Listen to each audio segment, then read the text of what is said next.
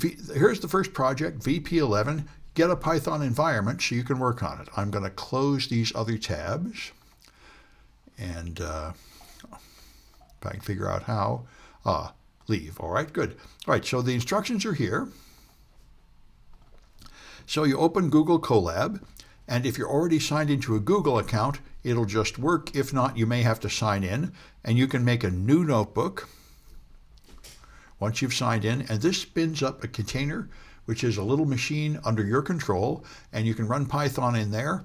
It'll also generate it with AI, although I don't find this AI to be very helpful, but it claims to be Gemini 2.5 Flash, which is fairly modern.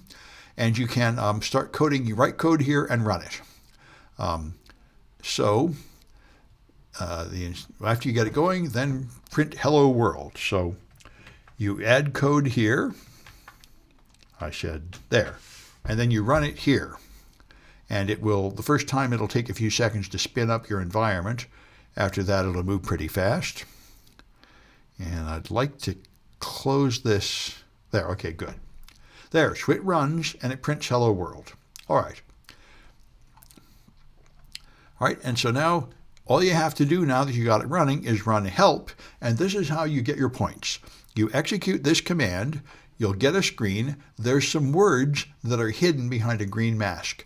Every time you see the green border, that's a flag where you get points.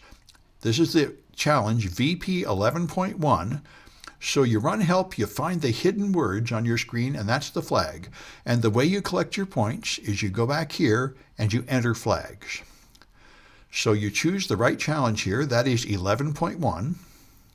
You choose your identity here. It's either the last 4 digits of your student, of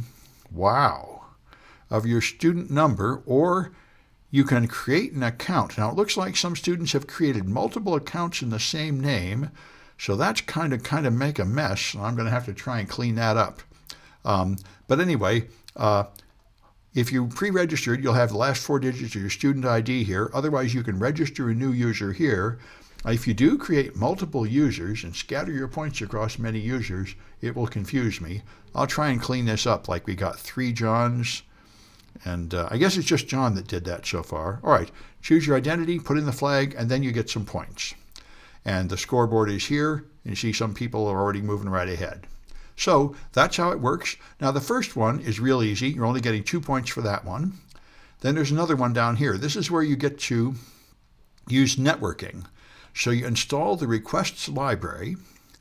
The bang means this is not a Python command, it is a bash system command. That's bang escapes this Python environment and runs a command in the system. So this installs the requests library into the Python environment. Then you import it into your Python instance here, and you run the get, which is going to load this web page, my home page. And then it prints some information about what it got. So let's try that one. You can replace this code, or you can add another block of code below it. Either way will work.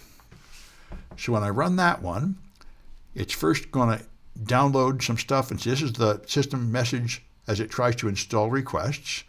This is what it prints. It prints the directory of R. This shows you R is the result of requests get.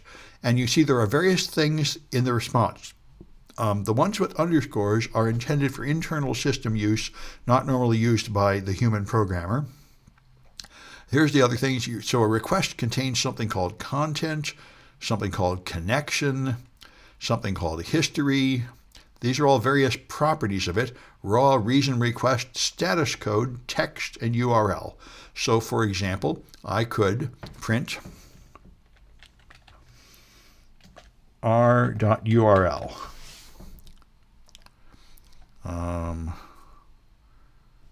You have to use parentheses around this. This might do it. There. See, the R has all these features. The URL is the URL you fetched, which is samsclass.info. The text is probably the HTML code, I think. Yep, there it is. All the HTML code that makes up my web page, a big mess of code. All right. And anyway, and for the flag here, here's things to see. Things like status code, text, and URL. And so to get the Here's a couple of things to print. The status code is what you're going to get, which is the flag.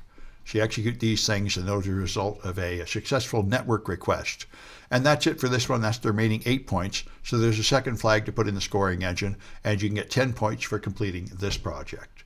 So that's the first project, VP11, just showing that you have a working Python environment. And I think I'll just go right into the next one. Yeah, let me make a separate recording. I'll stop.